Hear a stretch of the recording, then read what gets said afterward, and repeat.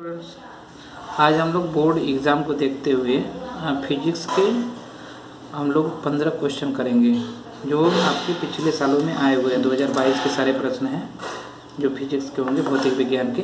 और इन्हीं प्रश्नों, अगर यहाँ पे ये इतने प्रश्न कर लेते हैं तो इन्हीं प्रश्नों में से कोई ना कोई प्रश्न आपको जो है आपको एग्ज़ाम में मिल जाएंगे। ठीक है, तो ये सारे प्रश्न जो है आप ध्यान से देखिएगा और ये सब आपके बोर्ड में आए हुए हैं और इनसे आपका पूरा जो है फिजिक्स या भौतिक विज्ञान रिवीजन भी हो जाएगा और साथ ही साथ कैसे न्यूमेरिकल को हम लोग हल करते हैं अंकित प्रश्न को, वो भी आप सीख जाएंगे। ठीक है, और इतने प्रश्न भी अगर आप तैयार कर लेंगे तो एक भी प्रश्न आपका भौतिक विज्ञान का पेपर में नहीं छूटेगा, ये हमारा दावा है। ठीक है, तो आप लोग इसको ध्यान से देखिए, इसमें से हम लोग ढेर सारे प्रश्न हम लोग करने वाले हैं। उसमें से देखिए पहला प्रश्न जो आपको यहाँ पर दिखाई दे रहा होगा स्क्रीन पर, इसमें लिखा गया है कि 5 ओम प्रतिरोध तार को 5 बराबर टुकड़ों में काटने पर प्रत्येक टुकड़े का प्रतिरोध क्या होगा। ये देखो बहुविकल्पी का प्रश्न है, हमने नोट किया हुआ है। तो इसमें कह रहा है कि 5 ओम का एक प्रतिरोध, 5 ओम प्रतिरोध का तार है और उसको 5 बराबर भागों में बांट दिया गया।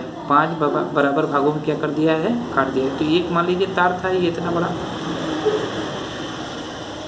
और इसको हमने क्या किया, 5 बराबर भागों में छोटा छोटा करके इसको 5 बराबर भागों में बांट दिया। तो ये 1 भाग, 2 भाग, 3 भाग, 4 भाग और ये 5 भाग हो गया। तो कह रहा है कि अगर ये पूरे तार का प्रतिरोध जो था वो अगर 5 ओम था तो ये जो छोटा छोटा जो टुकड़ा होगा इनका प्रतिरोध कितना होगा। तो एक भाग का, ये छोटे वाले भाग का कितना होगा प्रतिरोध। तो देखिए इस वाले फार्मूले से आप लोग देखेंगे कि प्रतिरोध जो होता है, प्रतिरोध R जो होता है वो लंबाई के अनुक्रमानुपाती होता है। लंबाई की क्या होता है, अनुक्रमानुपाती। इसका मतलब ये है कि अगर लंबाई को आप घटाएंगे तो प्रतिरोध क्या हो जाएगा, घट जाएगा। तो अगर हम लोग लंबाई को 1/5 कर दिए, इसको 5 बराबर भागों में बांट दिया तो इसकी लंबाई कितनी होगी। अगर मान लीजिए 5 मीटर लंबा तार होता तो ये 1 मीटर हो जाएगा, तो 1/5 हो गया।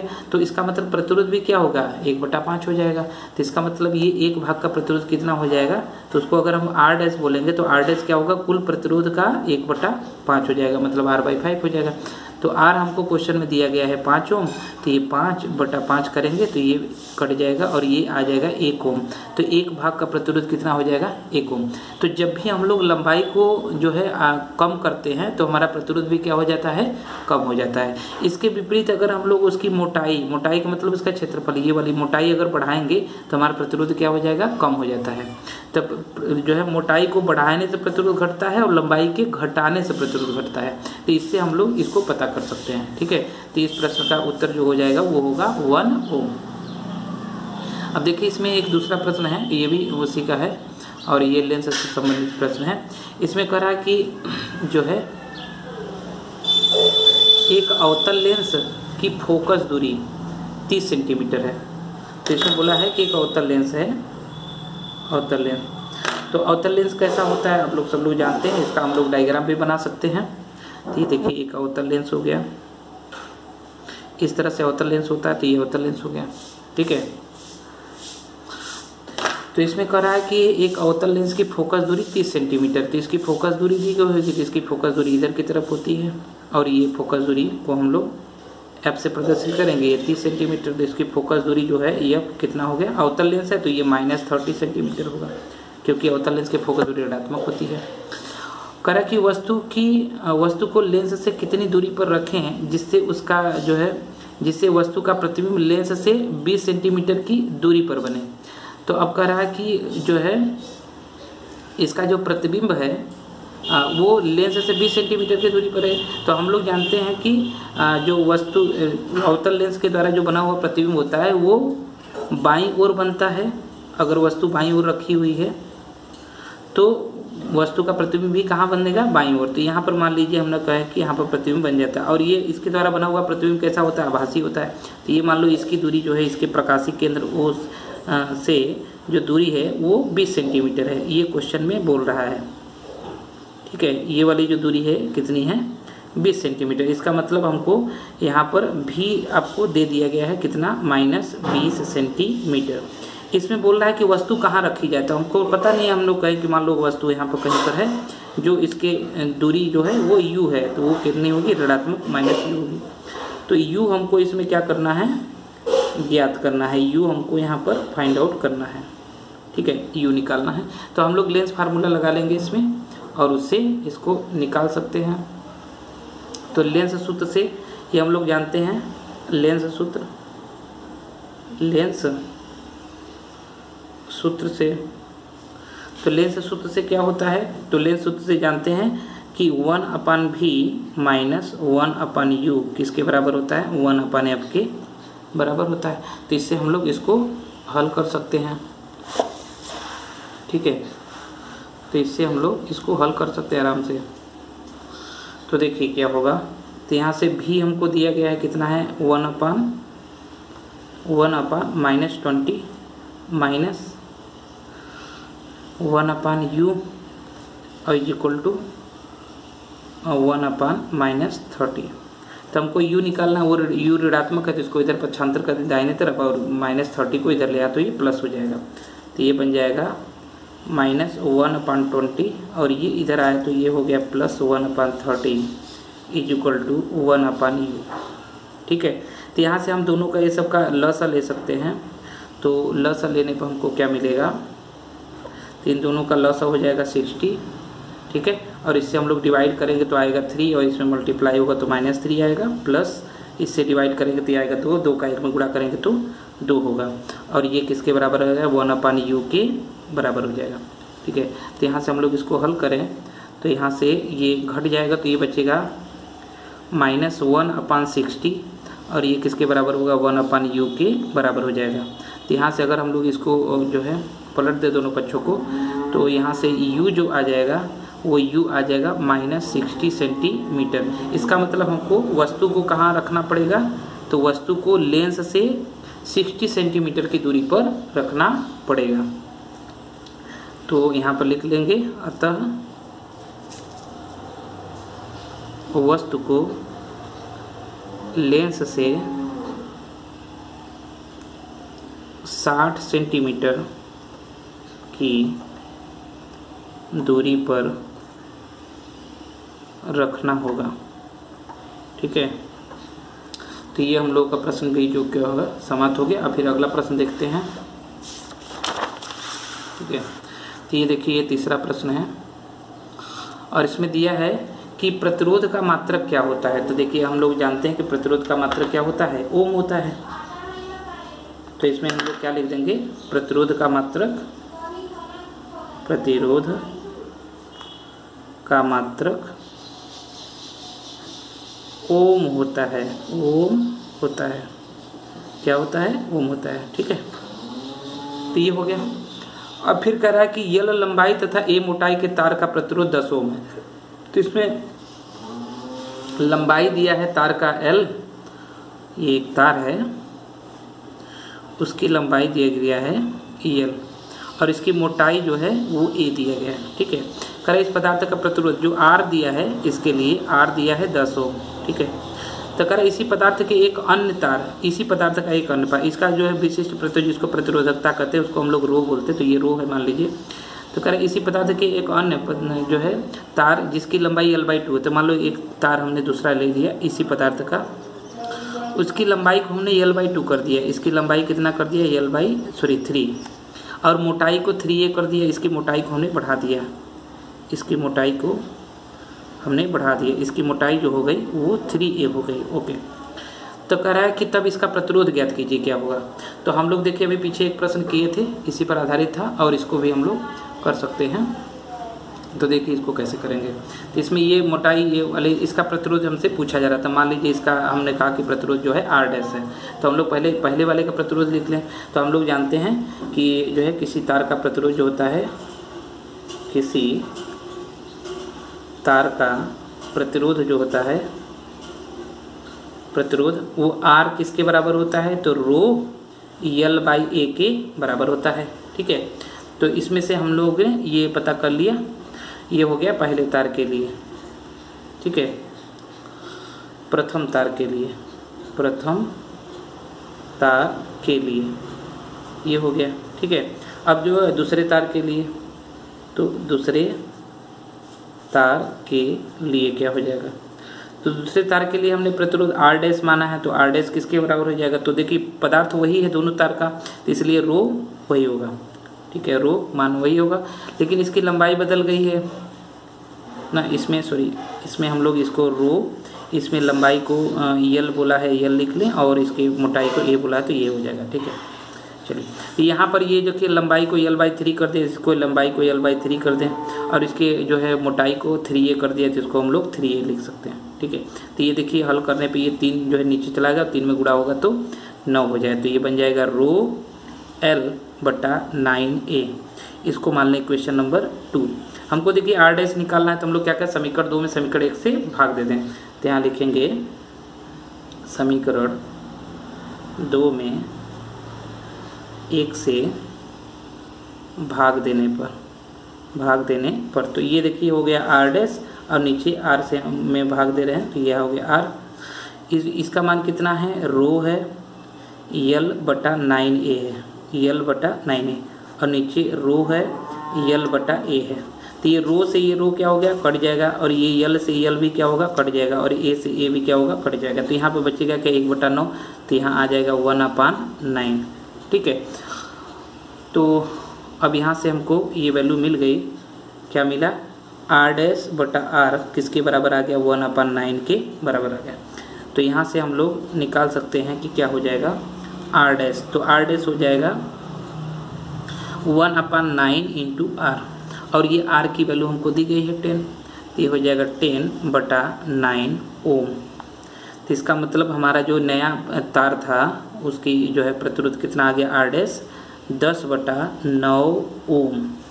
ये हमारा जो होगा वो आंसर हो जाएगा। ठीक है, ये हमारा आंसर हो जाएगा। तो ये देखिए यहाँ पर आ गया है 10/9, है ना। फिर अगला ये देखिए चौथा प्रश्न जो है, इसमें ये भी बहुविकल्पी प्रश्न ही है, ये ऐसा प्रश्न जो है आपसे बार बार पूछा जाएगा, 1-2 बार और भी आया है, तो उसको हम लोग एक बार इसको समझ लेते हैं क्या है। देखिए इसमें भी यही फार्मूला लगेगा, ये जो ऊपर हमने यूज़ किया है। इसमें बोला है कि प्रतिरोध R के किसी तार के टुकड़े को 3 बराबर भागों में काटा जाता है। तो एक तार का टुकड़ा था और उसको 3 बराबर भागों में क्या किया गया, काट दिया गया। देखिए 1, 2, 3 भाग ना, बराबर भागों में, ये मान लें 3 मीटर था तो 1 मीटर का ये काट दिया गया। तो कह रहा है इन टुकड़ों को फिर समांतर क्रम में जोड़ दिया गया। इन टुकड़ों को क्या किया गया, समांतर क्रम में, इस तरह से समांतर क्रम में इनको जोड़ दिया गया। ठीक है ना, तो कुल मिला जुला के क्या हुआ, ये समांतर जो है संयोजन हो गया, इस तरह से इनको जोड़ दिया गया। समांतर संयोजन जिसको कहते हैं, इसको इस तरह से जोड़ दिया गया बैटरी से, है ना, इस तरह से। तो क्या समांतर संयोजन में कर देते हैं, यदि संयोजन का तुल्य प्रतिरोध R' है, तो अभी जो इनके संयोजन से इनका जो तुल्य प्रतिरोध आ रहा है वो R' है। तो कह रहा है कि इसका जो तार था उसका प्रतिरोध R था, तो कह रहा है कि R/R' का अनुपात ज्ञात कीजिए क्या होगा। तो इसके लिए फार्मूला याद करिए कि जो प्रारंभिक प्रतिरोध उसका और जो नया प्रतिरोध समांतर संयोजन के बाद में जो प्रतिरोध आया जाए R' उसका अनुपात n² के बराबर होता है। n² का मतलब हो गया कि ये तार कितने भागों में, n क्या है, तार को कितने भागों में काटा गया, बराबर भागों में, तो ये n है। तो यहाँ पर देखिए तार को 3 बराबर भागों में काटा गया, तो यहाँ n की वैल्यू हो जाएगी 3।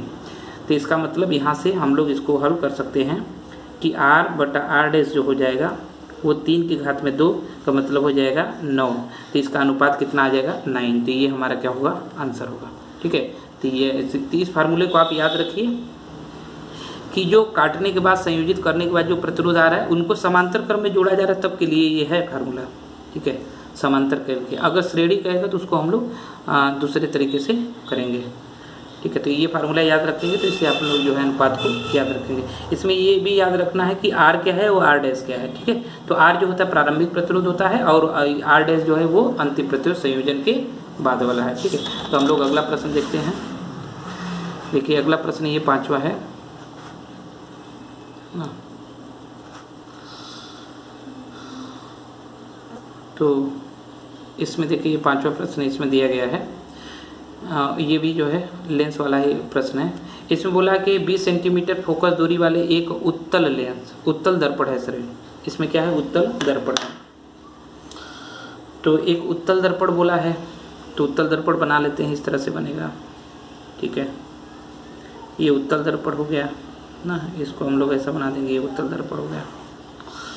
तो कह रहा है इसकी फोकस दूरी जो है 20 सेंटीमीटर है। ओके, कि उत्तल दर्पण के सामने कोई वस्तु 40 सेंटीमीटर की दूरी पर रखी जाती है। इसके सामने जो है 40 सेंटीमीटर की दूरी पर वस्तु को एक जो है रख दिया गया। मान लीजिए ये इसके यहाँ से ध्रुव से ये 40 सेंटीमीटर की दूरी पर है, ठीक है, यहाँ से सामने रखेगा। तो कह रहा है कि उसके प्रतिबिंब की स्थिति ज्ञात कीजिए। तो पूछ रहा है कि प्रतिबिंब कहाँ बनेगा, ठीक है। तो हम लोग को ये पता करना है। इसकी फोकस बिंदु ये होगा और यहाँ पर इसका वक्रता केंद्र होगा C।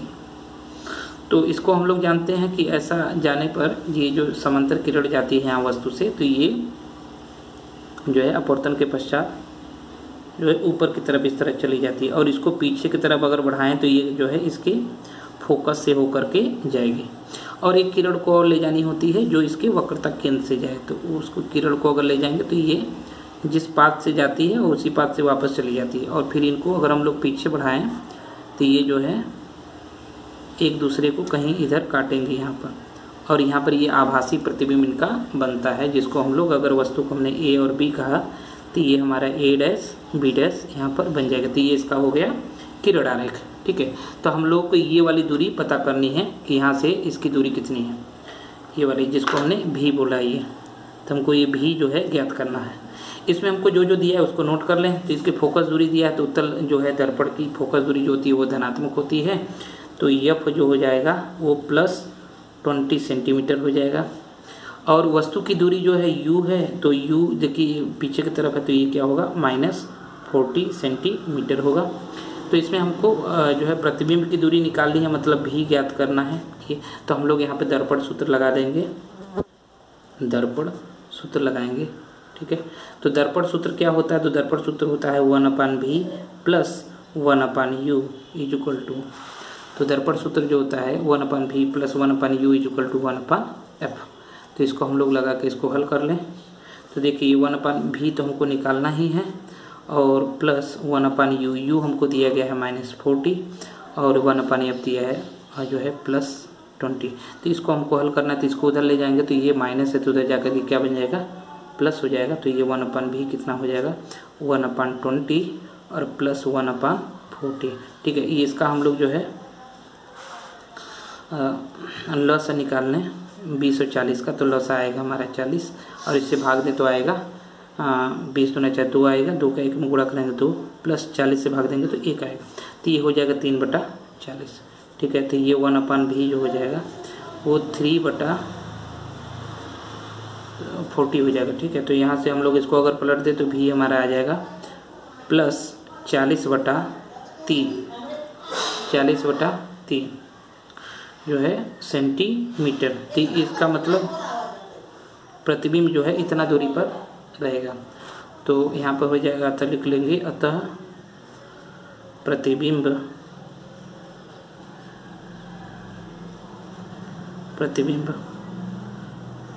दर्पण से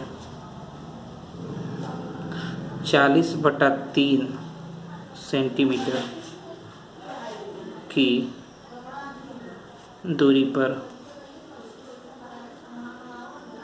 बनेगा, ठीक है। तो ये हमारा जो है क्वेश्चन कंप्लीट हो गया। अब हम लोग अगला प्रश्न देखते हैं। ये छठा प्रश्न है, ठीक है। तो छठा प्रश्न देखिए। तो इसमें ये कह रहा है कि 3 जो प्रतिरोध हैं, प्रतिरोध की प्रतिरोधकता 2 ओम, 3 ओम और 6 ओम है प्रतिरोधकता, 3 प्रतिरोधों की प्रतिरोधकता। तो कह रहा है कि इनको किस क्रम में संयोजित किया जाए कि इनका परिणामी जो प्रतिरोध है का मान 4.5 ओम और 4 ओम हो। तो इसका मतलब हमको 3 प्रतिरोध दिए गए हैं और उनको ऐसे क्रम में जोड़ना है कि उनका तुल्य प्रतिरोध एक बार 4.5 है और दूसरी बार जो है 4 आ जाए। तो देखिए हम लोग इसको किस क्रम में जोड़ सकते हैं। तो इसमें थोड़ा सा हमको दिमाग जो है खर्च करना पड़ेगा और इसको जोड़ करके देखना पड़ेगा। तो हम लोग इसके जो है पहले भाग को हल करने की कोशिश करते हैं, ठीक है। तो आप लोग अगर पढ़े होंगे तो जो है प्रतिरोधों के संयोजन में पढ़े होंगे कि अगर हमारा तुल्य प्रतिरोध जो है ये जितने भी प्रतिरोध दिए हों उनके प्रतिरोध के मान से अगर कम आ रहा है, जो सबसे छोटा प्रतिरोध हो उसके मान से भी कम आया, तो इसका मतलब वो जो है समांतर क्रम में जोड़ा गया है। अगर वो सबसे छोटे प्रतिरोध और जो है सबसे बड़े प्रतिरोध के बीच में आ रहा है, तो इसका मतलब उसमें दोनों क्रम है, श्रेणी और समांतर दोनों क्रम है। तो इसका मतलब ये देखिए ये 4.5 है, तो इसका मतलब है कि इसमें कुछ प्रतिरोध जो है श्रेणी में जुड़े हैं और कुछ समांतर में जुड़े हैं। उसी तरह से इसमें भी है, ये भी देखिए 4 है, तो इसका मतलब इसमें भी कुछ जो है श्रेणी में और कुछ क्या है समांतर में है। तो इनको हमको जोड़ करके देखना पड़ेगा कि क्या होगा। ठीक है, तो हम लोग क्या करें, इसको जोड़ते हैं और देखते हैं। हीट एंड ट्रायल मेथड इसमें प्रयोग करना पड़ेगा। तो अगर मान लीजिए हम लोग ये एक प्रतिरोध को हमने क्या कर दिया,